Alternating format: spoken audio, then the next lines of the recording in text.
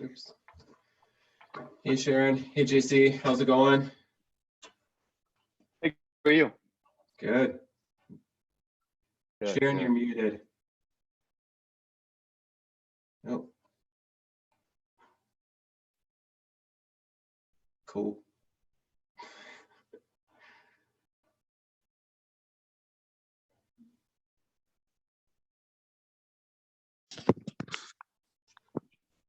Are you doing the SBA and unemployment stuff? Correct. Okay, I saw Greg in the background there, so. I'm just a watcher. Okay, so, all right. I am gonna go to the boys' room and I'll be back. Do it up.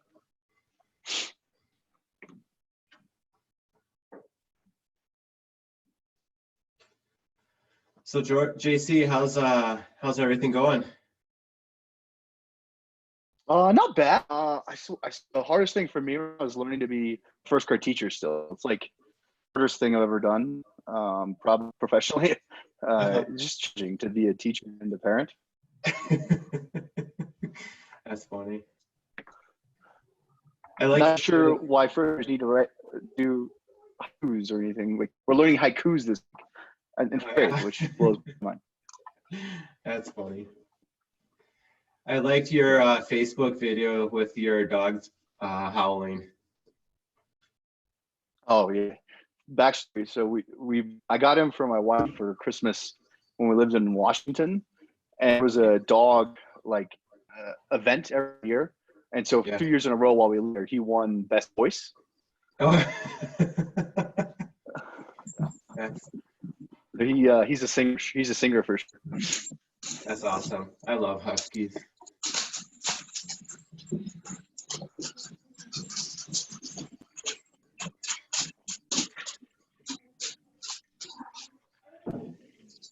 Give it a couple more minutes and then get off.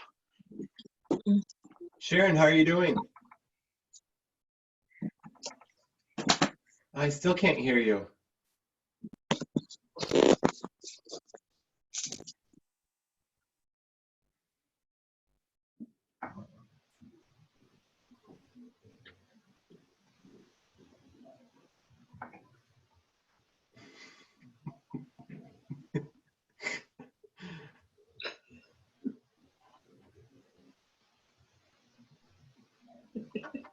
Yeah. Is your microphone like on, Miss Sharon?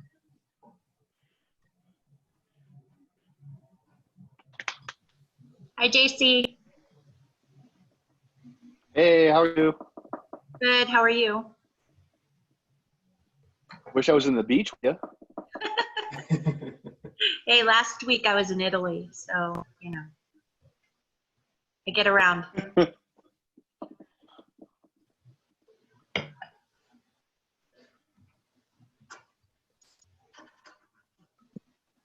Okay, the beach would be way warmer right now. It is freaking Right? cold. I know. Oh, I needed to see the beach at least. Oh, the moment I can get on a plane to Mexico, I'm gone. Yeah. What's going on? I'm out. Oh, yes. Tell me about it. We were debating, do we jump on some of these flights and kind of stack them? Because get to Cancun for like $150 round trip right now. You can't go though. You can't get back. The travel borders aren't two-way. No, I know. Yeah. Yeah. That I'm would hoping kind of suck. we're trying to stack them for the later. Hey, I booked Peru for November. Read so their some travel discount. nice. That's awesome. JC, it says that your bandwidth is low. Is it? Uh-oh. Did you lose? Oh, hello. Is it or no?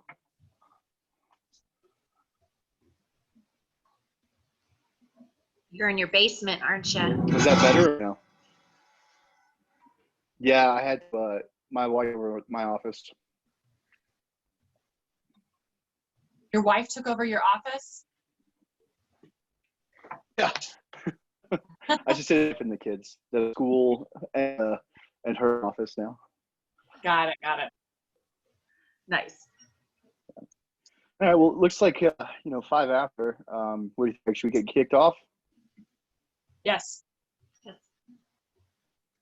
Cool. All righty.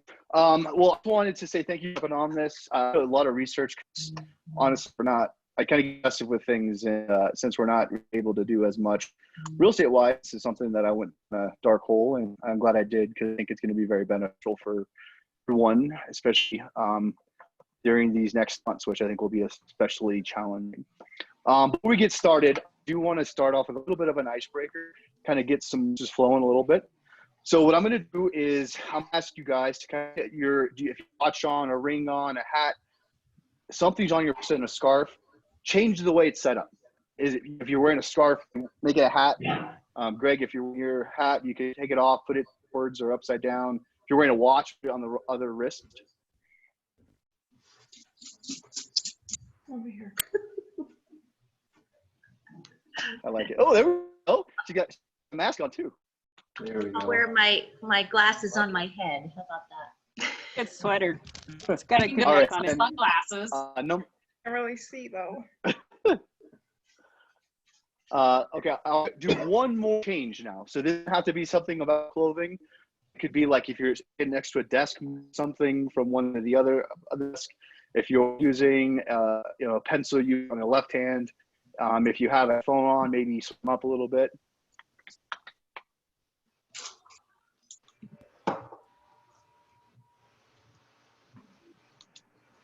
I have to write with my left hand because it won't be pretty. You don't have to. You don't have to. Luckily. All right, and then I want you to make one more change. Now, this could be anything. It could be anything on your personal clothing. It could be the way you're holding a coffee mug. It could be anything else. Just one more change. So that now there's 3 changes.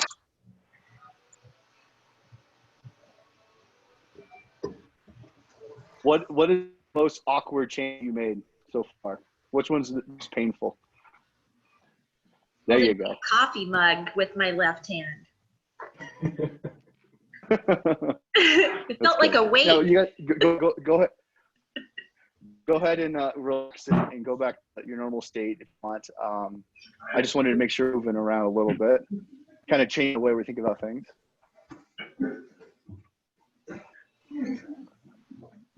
So I get what I'm trying to show you is once we start having radical changes or things that are different, then we sit down and relax. Most people go to exactly how they were before the change, whether it be your scarf immediately went down, right? It was uncomfortable having your face. You changed your hat, Greg. I saw people move, started like using the left hand, went back to the hand because it's more natural.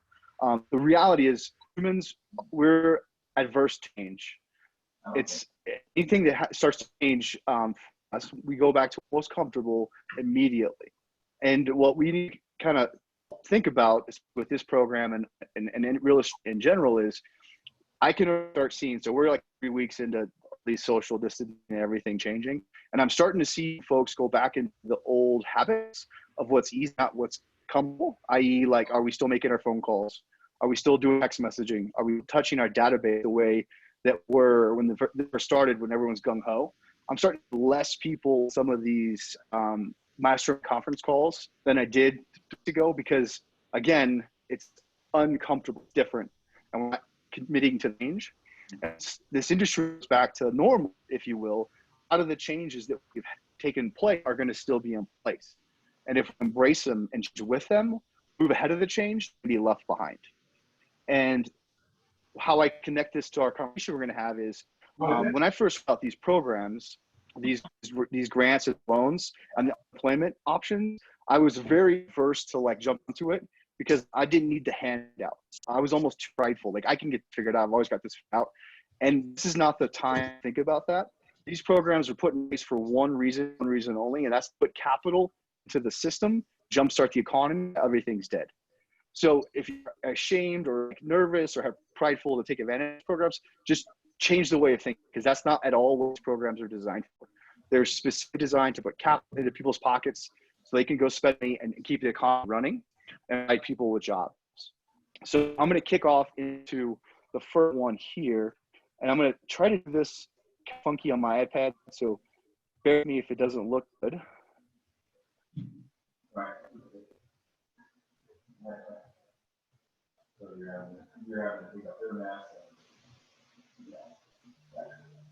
Now, what about product? Is product going down? Is product price going down?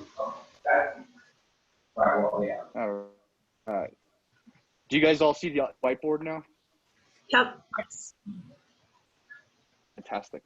All right. So here's how we're going to do this. So I'm going to start. There's really three major programs that I want to talk about. First one, and first of all, they're all on the SBA. All business administration. So, Paul, the $2.2 trillion bailout or stimulus package together, there's really three major things that came out of it for small business. The first one is the EIDL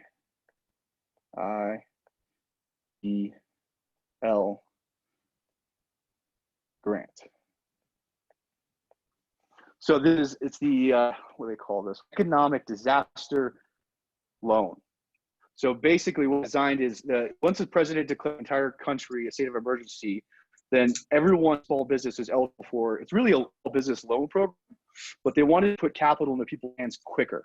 So anyone who has a small business or is a 1099 employee can go apply for this EIDL. So there's two steps to it. There's an actual grant, which is for money that's in the form of an advance. And then there's also a loan you can get. I'm going to focus mainly on the grant because I think that's more applicable to what we have in business. Basically, you can get up to $10,000 within 3 days of them processing your application.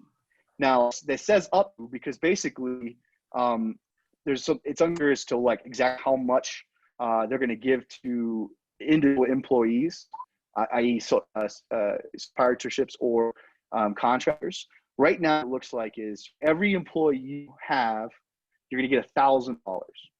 And that's 100% free money that you never have to pay back. So long as you use it for payroll, rents, mortgages, any sort of debt obligations you have that takes you to run your business, i.e. you can use like if you have payments for RMs, if you have office fees, if you have a lease payment on a car or a car payment, those are considered business expenses. Anything you would write off at your tax time, you can use it for. This has been sort of delayed, right? So go if you haven't now, you better do it because once the money gets run out, it's gone. It looks like on the 10th this month is when they found to fund these loans. Seeing that trickle through, it's been very small and slow just because there's so many people down in the system. And then if you want to, you can actually get a loan from them. It's a 30-year term at a 3.5 max interest rate. They pull a hard pull on your Experian credit report. I think in our particular business, this problem is more of take the grant money, use it to pay off any obligations, and you can next program sort of your personal pay expenses. When it says to $10,000, originally in the writing line that you can as much as you can, but the way funds are being distributed, like it's per. So you apply proprietorship. I would to 1,000, although you might the action go on. It's EA./master apply, and you click a box. You have to click as I want grant, the advanced grant, because they're going to give that list of your application for itself.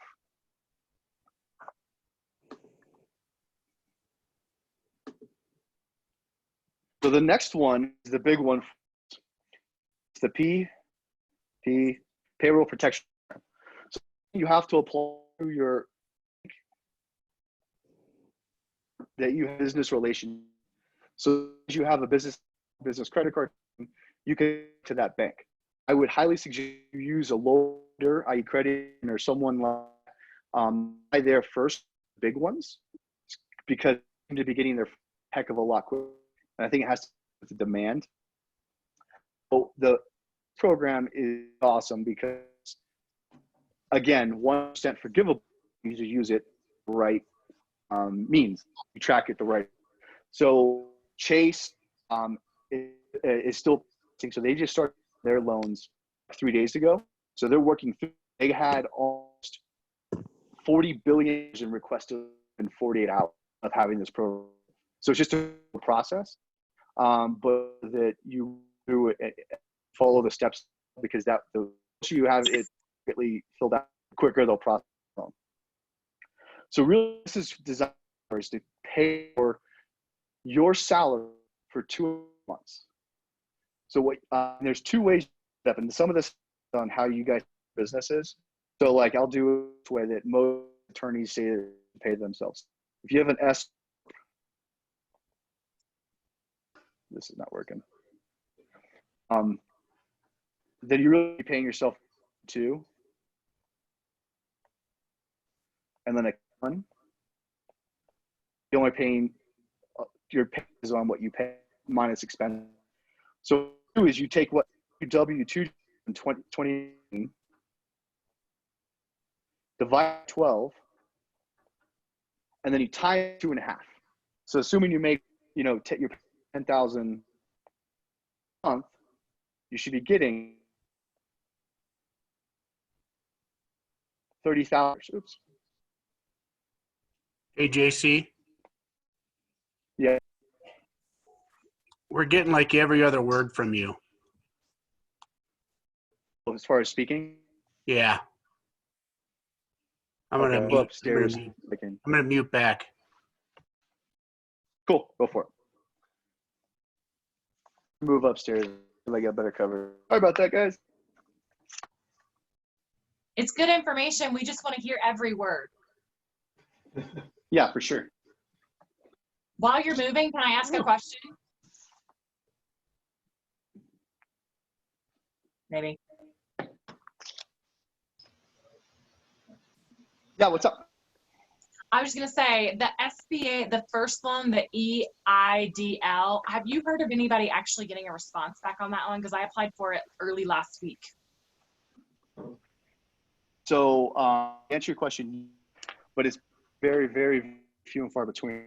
So they're not releasing any information, the government about it, but I kind of track. I found a website where applied can tell. So are you exactly what it was?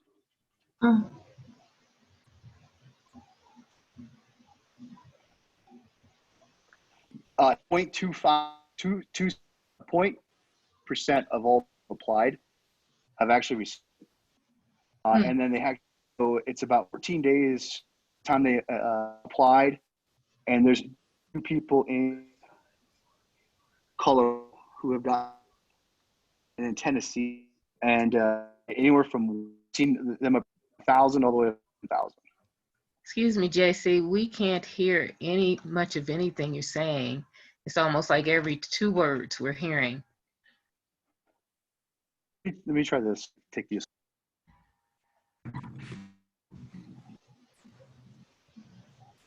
Can you hear me a little now? It's still the same. Kind of a delay. Know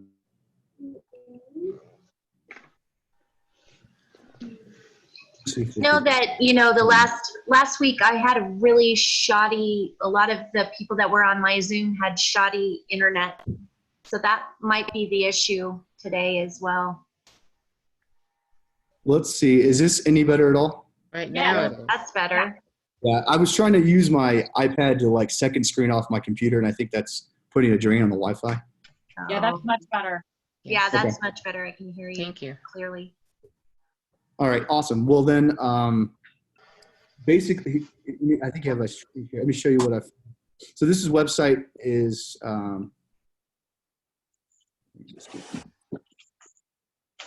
The website is COVID track, COVIDLoanTracker.com. So you can go on there and you can actually see like people who've actually gotten the money from both of the loans. And it's just showing you what percentage of people have applied, when they receive the funds, and what to expect. And that's where I've gotten almost all this information because they're not really releasing much of anything. So if you give them your application number, or you type in your application number, you see whether it's received or not, or does it work that way too? So if you call them at the SBA, they will actually, if you can get someone on the phone, they'll actually look up your application and kind of tell you when do you expect to see some information. And I had a friend that called from South Carolina, and he said he was number 1253 in line for a call, but they got through it in about an hour, and basically told them the same information that was on the website. Yeah, and that's kind of what I don't think they even know. Honestly, I don't think they know exactly what to expect because it's changed almost daily. Like the 1,000 per employee is something that popped up 6 days ago. Right. And that's not how the law is written necessarily. So I think they're trying to get as creative as they can, and they're going to run out of money pretty quickly because there's $349 billion set aside for the PPP, but they haven't really said how much money is actually going to be in this EIDL program. So if you're following sort of the politics of it all, they are supposed to vote on the next $250 billion to add to this. My thinking is that they're actually going to put that money on this side of it because they didn't expect the demand for what they were going to get. Mm-hmm. So, and they're even capping some of these loans at $15,000 right now. So even if you apply for the loan through the SBA at the 30 years for the 3.75 interest rate, they're capping it to $15,000 right now, where initially it was up to $2 million you could get. So it's definitely putting a lot of strain on the system, and they're trying to basically put a lot of water down a small pipe, and that's why the other one is probably the better one for us at this point. So with the PPP one, I'm not going to even try to attempt with this mouse. With a PPP loan, basically, if you W-2 yourself through your taxes, then you take your W-2, divide it by 12, and you get 2.5 times that money. And as long as you use 75% of those funds to pay yourself your own payroll, your own paycheck, then you don't have to pay any of that back. It's forgiven. The other 25% is supposed to be used for your mortgage interest, rents, utilities. So the caveat is if you get both of these, you can't use both of them for payroll. So the best way to do it is with the PPP, use that to pay yourself for 2.5 months. And you could just basically transfer to your business account and then show payments to your personal account, and you're done. For your EIDL loan, use that to pay off any debt you have. That's what I would do, is wipe out any debt you currently, any credit cards, anything like that. Prepay if you're paying for like your CRMs, or if you're paying for any sort of lead gen or anything like that that's business related. Heck, even if you have a lease on a car, send that money directly to those places and pay in advance if you need to. As long as you show the receipt, you won't. It's free money, right? You don't have to pay it back. And then use the other one for your salary. The PPP is tricky because you have to use that money within 8 weeks. You can't like sit on it after 8. After 8 weeks, if you still have money left, then it converts into a loan. It's 1% interest over 2 years, which is really cheap, easy money. But at the same time, to really be effective with this, that's the way you would want to do it. JC, is this only for S Corp? No, that's if you do 1099 and you just do a Schedule C, pay by your taxes, which I think like probably 50-50 is my guess is how people handle it. Then line 31 on your Schedule C, which is your net profit, that's what you would put in as your annual salary. Divide that by 12 times 2.5, and that's what you would put in your application with the PPP. So that's for those who do disbursements rather than W-2. Exactly. Okay. Would you repeat that formula again? So it's your line 31? Yeah, so line 31 divided by 12 times 2.5%, or 2.5 times, excuse me.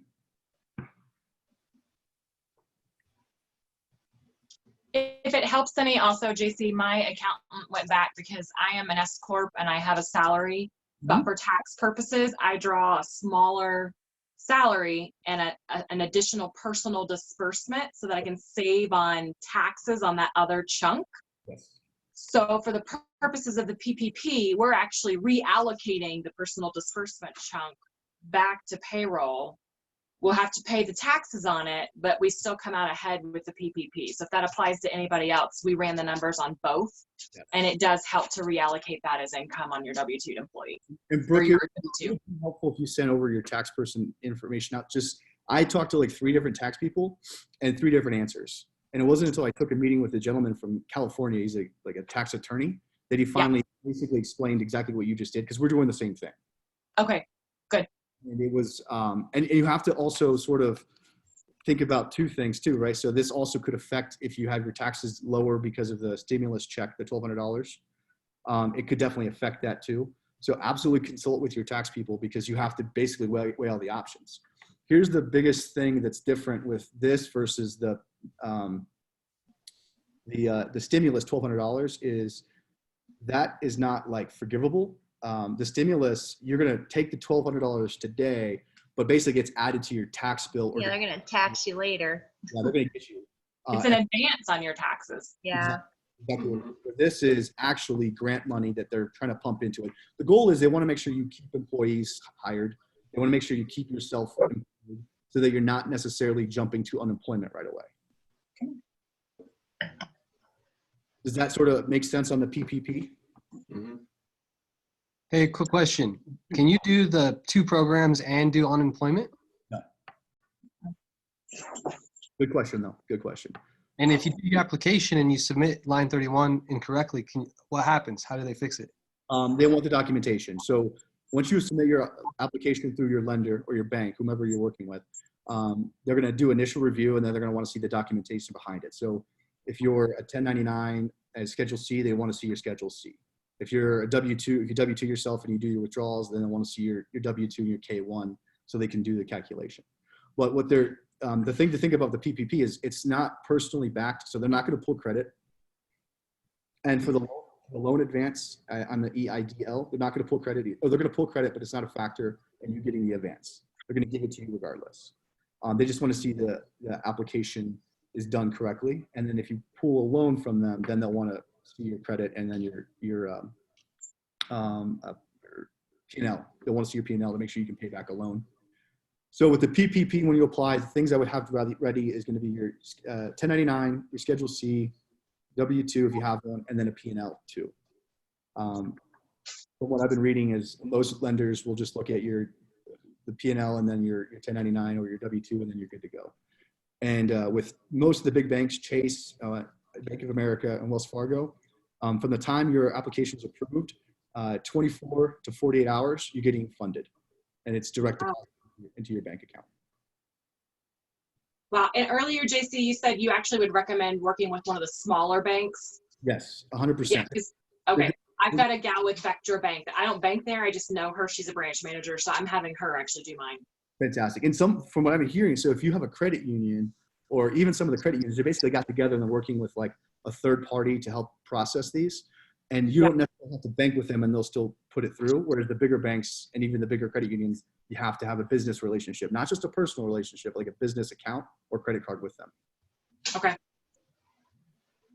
And if you do two, and it doesn't hurt to do 2 applications. So if you have let's say you have Chase and like Premier Members Credit Union, put it in both applications, because once they ping your tax ID or your social, then they won't allow the other one to go through, but it doesn't affect you trying to get approved. So the first one approves you is the one that you get. And I've seen where that's been beneficial for a lot of people.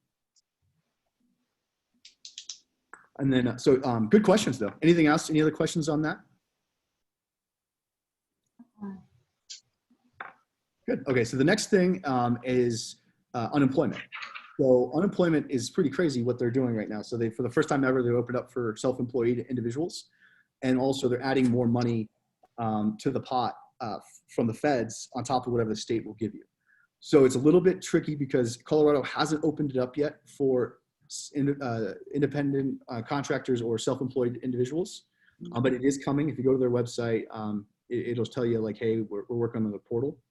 But basically, whatever you qualify for with the state, you get an additional $600 a week for 12 weeks. So I say, if what I'm recommending, so any agents who don't have any closings on the book for 2.5, 3 months, or can't foresee you having a closing, jump on it as soon as it opens up. There's a lot of demand in the system right now. You have to apply based on your last name certain days. But I have some agents who I've talked to, actually more than might think, like they don't feel comfortable going out right now. They don't feel comfortable showing houses, and I don't blame them. They don't have anything on the books, and there's no shame in it, right? This is the whole reason why these programs exist. They exist to provide money to inject into the system so that we can continue to pay workers who eventually will buy houses down the line, or can afford their mortgages so that they can still, not have to go into some sort of short sale or foreclosure status. And ultimately, it's a good chunk of change, right? Like there's a lot of money in there that we should be jumping on if you need to. And don't feel prideful or shameful about any of it, because none of this was any of our faults, right? This virus came and it's affected 100% of what we do on a daily basis. And we're forced, I mean, we can't even show houses, right? So what are we exactly supposed to be doing? How do they determine what you qualify for from that? The state determines it based on what you made the last year. So they look at what you made and they'll come up with some calculation. The $600 is an average of what an American family would need to survive. It's what they Okay. It was one of the biggest hangups of the stimulus, like, because the reality is, like, that's a lot of money for a lot of people, more money than they're making, and they were trying to figure out ways to like how are people just going to ever go back to work? They're just going to live off this. In fact, I know some people personally who did the calculation and they took the furlough and not worked where they were at place of employment, and then took advantage of the unemployment, and they'll make more money. They'll come out ahead. And then there's other people, well, if it's not going to make enough for them what they're normally making. So it's an average of what they decided in Congress. And then that's on top of the state. So the state's like $250 to $550 a week is what I was reading. And then on top of that, you get the $6. Now it's retroactive too. So who knows? The portal could be open tomorrow, could open in a week and a half. But the day you started your file, they're going to ask you like when this affected your job. And let's say it's like 2 weeks from now, you'll get paid in the arrears for what you missed out on because the application wasn't open.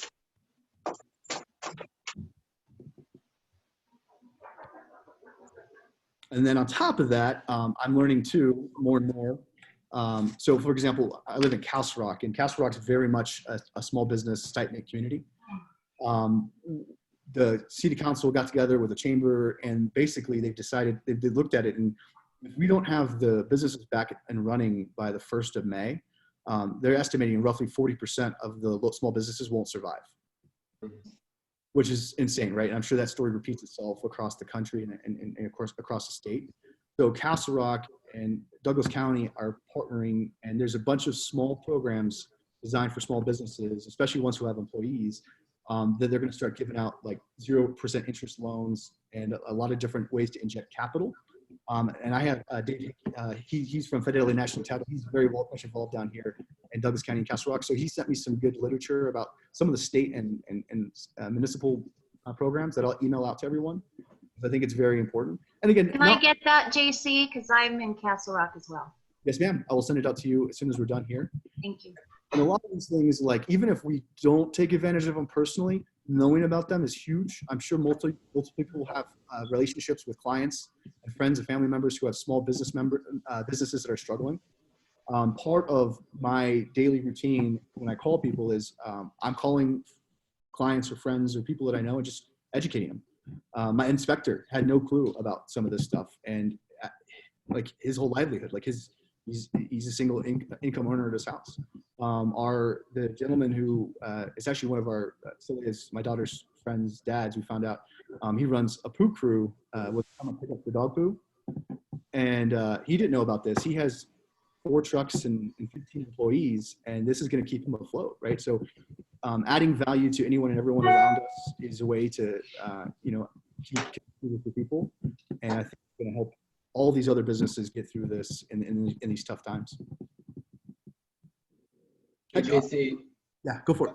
is there a limit on how far back you can go for the unemployment? February 15th. Okay. Yeah. And it's funny, not funny, it's kind of sad. I had a client, I have a listing whose agent on the buy side was a Redfin agent. And unfortunately, I called her on Thursday to just get some updates, and shame on me for not thinking about it.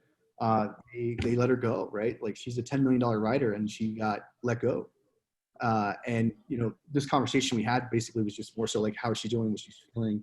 And I talked to her about this unemployment stuff, and she called me Saturday, excuse me, and says, "Oh my gosh, thank you so much. Like, this is going to help us, get through the next couple of months while we figure out our next steps." They're all W-2'd and like salary based, but gives her some time to sort of reevaluate her situation, because all her closings, which she gets bonused off of, were just taken away, which is crazy to think about. So I would encourage you to talk to any of your fellow agents that even if they're not, with our office, because I do think this is going to be 40, 60 days aren't going to be as bad, because the people who are trying to buy and sell right now have to buy and sell right now. I'm more worried about the 60, 90 days out when unemployment really start to mess with it. And the markets continue to sort of get confidence shaken. So I appreciate you guys jumping on here, and I hope there's some value added. If you have any other questions, please fire them away. I'd love to kind of walk through them.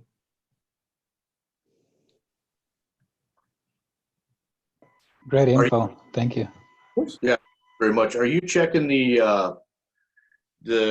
unemployment site for when it's going to be, the portal's going to be up on a regular basis? I've been checking it every other day.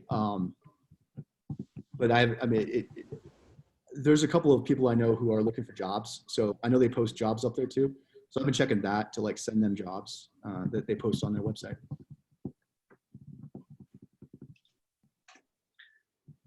Well, if you do come across it through one of your checks, it'd be great to send that out to the office. Sure. I'll let everyone know. Awesome. Thank you so much.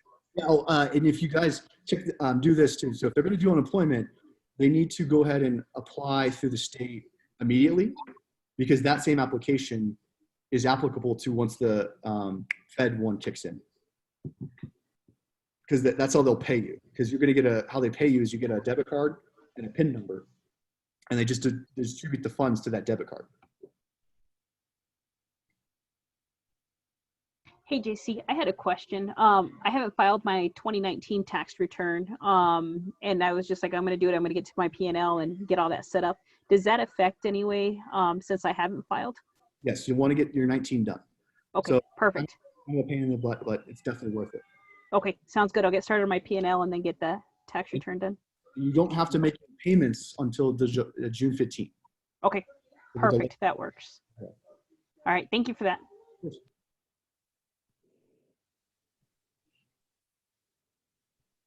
Cool, guys. Well, I appreciate it. Again, if there's any other questions, don't hesitate to fire them away and shoot me my email if you want. And I'll get this sheet that Dave sent me over to you.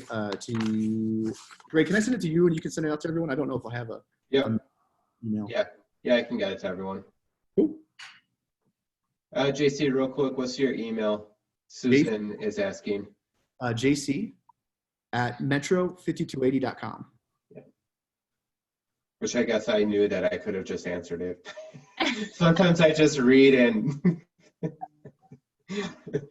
Yeah, I'm sorry about the technology snafu earlier, guys. I get too creative here. The info more than made up for it. That's for sure. Thank you so much. Yeah. Very welcome. Great info. Thank you. Cool. Thank you, JC. Yes, Dave. Thanks, JC. Have a good day. Yeah. Thanks, JC. Bye. See you guys. Bye.